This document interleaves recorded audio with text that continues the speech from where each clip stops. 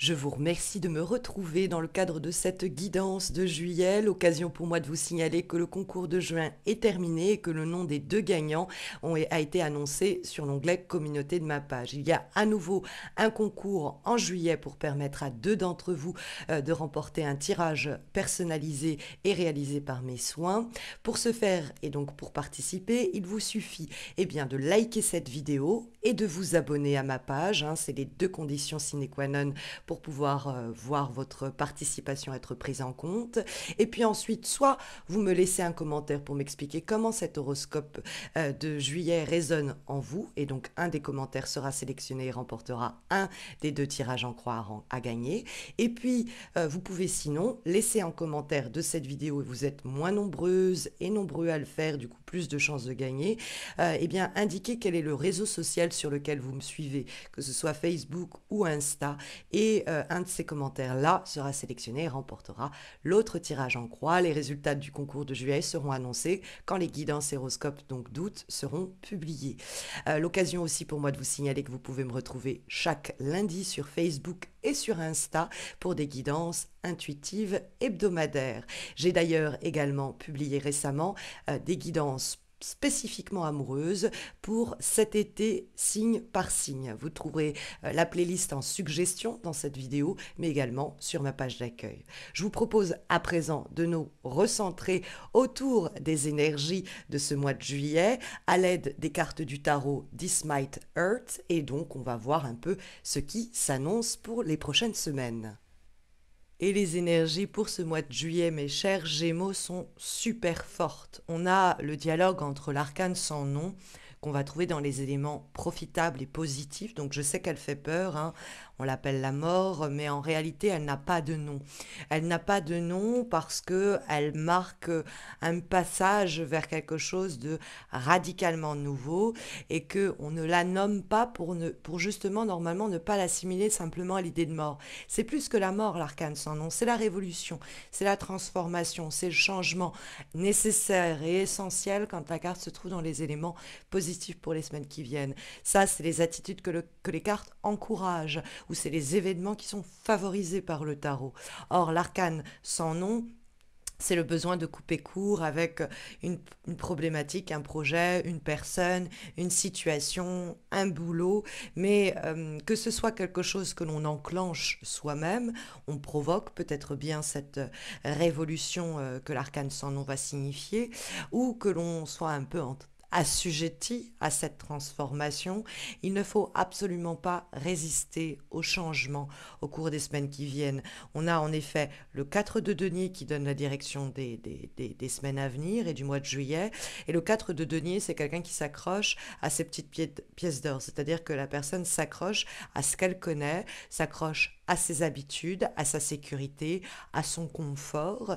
Et une telle attitude est, comment dire, pas du tout profitable pour ce mois de juillet, parce qu'elle conduit à une forme de statu quo, d'une situation d'inertie que le tirage dans sa globalité n'encourage pas pour les semaines qui viennent. Nous trouvons en effet dans le dialogue avec l'arcane sans nom dans les éléments positifs, le pendu qui va apparaître dans les éléments négatifs, ce qu'il faut craindre, ce qu'il faut redouter, ce qui peut éventuellement poser problème.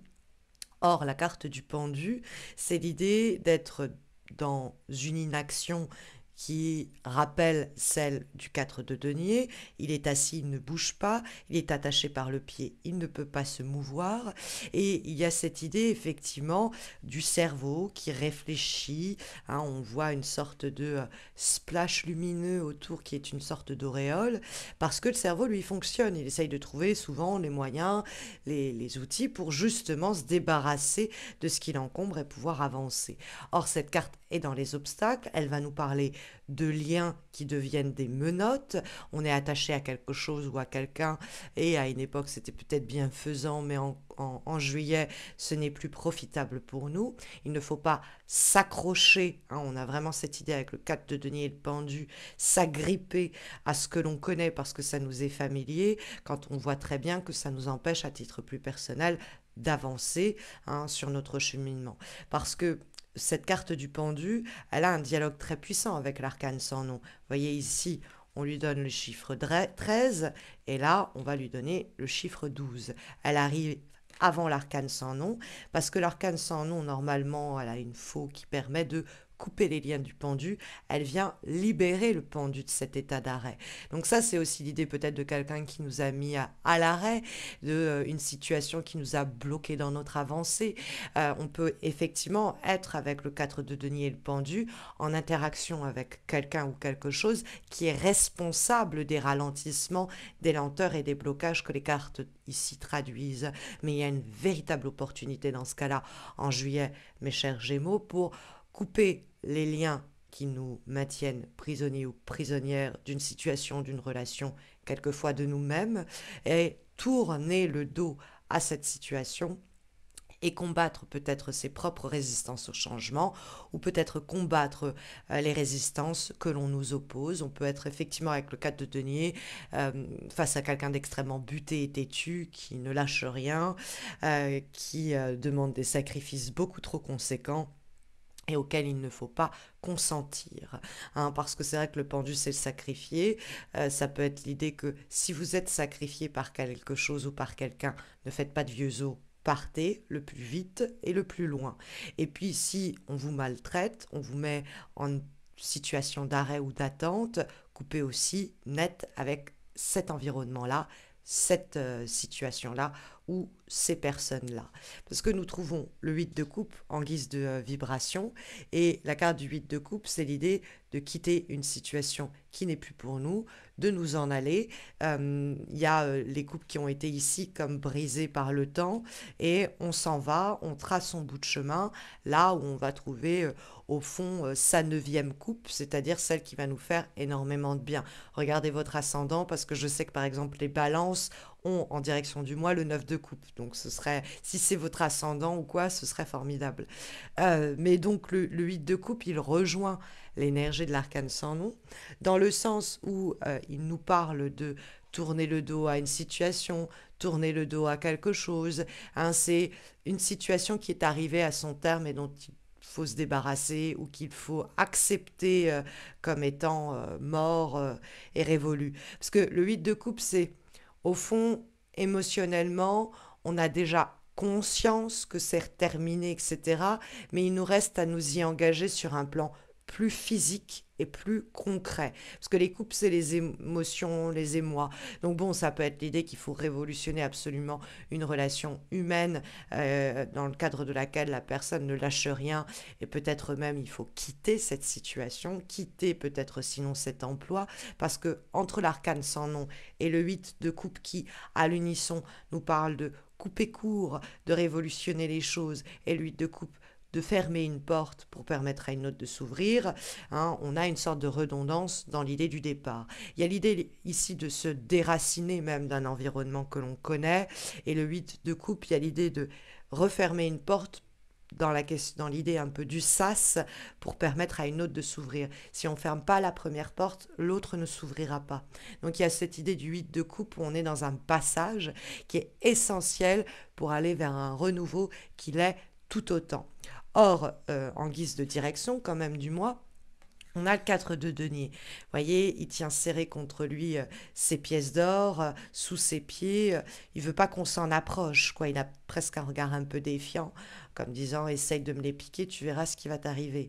Et le 4 de denier, effectivement, on peut être face à des personnes qui sont extrêmement têtues, qui ne veulent rien entendre. C'est comme si c'est pas comme ça. C'est quelquefois eux-mêmes ils en sont victimes. Hein. C'est-à-dire que ils peuvent pas parce qu'ils ont peur en fait. Ils peuvent pas accepter ou provoquer le changement parce que y a quelque chose en eux qui flanche à cette idée-là. Et c'est la trouille en général. Hein. Mais le 4 de denier, ça peut être aussi par pur intérêt parce que ça reste des pièces d'or, parce que économiquement ou matériellement, cette situation arrange la personne dans ce cas-là il faut couper court à ce petit jeu et de la même façon le 4 de denier peut vous concerner et peut indiquer une attitude conservatrice dont il faut absolument se défaire. Cette idée de rester dans une zone de confort, de ne rien tenter et d'avoir du coup cet instinct un peu conservateur ne vous est pas profitable pour les semaines qui viennent quand on voit l'arcane sans nom qui parle de changer de façon conséquente notre situation professionnelle, matérielle, personnelle, amoureuse. Parce que l'arcane sans nom, dans son dialogue avec le pendu, c'est aussi couper court avec des situations qui sont là depuis longtemps, couper court avec un passé quelquefois, des boulets que l'on traîne comme ça. Et ça semble être vertueux, favorisé, encouragé. Et ça a un impact sur du moyen à long terme, parce que c'est des lames majeures qui d'une part font référence à des événements qui étaient déjà là avant juillet, dont on va s'occuper en juillet, mais qui, la façon dont on va s'en occuper, ça va avoir des répercussions au-delà de juillet, comme ce sont des lames majeures.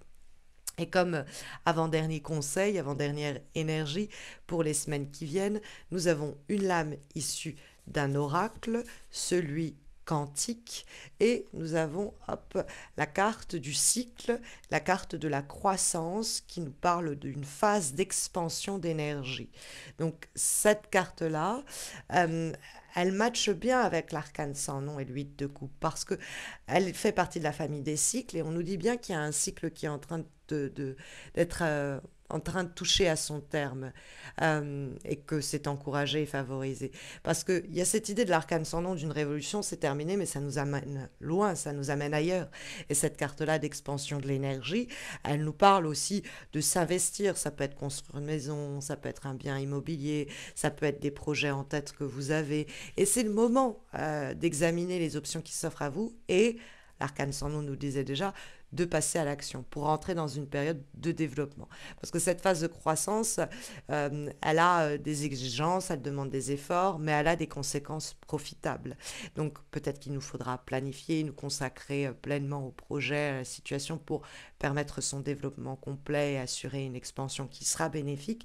Mais on a une redondance dans les messages qui répète et martèle l'idée qu'un nouveau cycle est à portée de main, à la condition, bon, peut-être de mettre à mort une situation qui prend de la place et empêche à ce nouveau boulot, à cette nouvelle relation, à ce nouveau cadre de vie d'émerger pleinement. On revient à la question du 8 de coupe et de la notion de sas.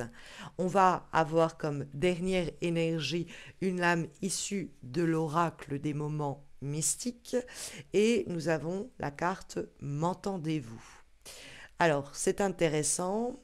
Il y a peut-être tout simplement l'idée que quelqu'un cherche à vous transmettre un message et une information, mais que vous ne souhaitez pas l'entendre. Donc il y a peut-être le besoin d'écouter cela, de prêter l'oreille au cours des semaines qui viennent. Il y a peut-être quelqu'un qui ne veut pas vous entendre, qui ne veut pas vous écouter. Et il va falloir prendre la parole, faire entendre sa voix dans les semaines qui viennent, parce que c'est une carte de communication, des fois d'appel à l'aide. Donc il peut y avoir quelqu'un qui a besoin de vous ce mois-ci. Soyez attentif ou attentive à vos amis, à votre famille, à votre entourage, voir si on n'essaye pas d'une façon peut-être un peu timide ou pas claire, de demander votre aide. Il y a l'idée, en tout cas à titre plus personnel, de passer d'un silence passif qui n'est pas profitable pour nous à une communication qui va apporter un grand soutien. Alors, que ce soit nous qui offrons ce soutien ou que nous le recevions.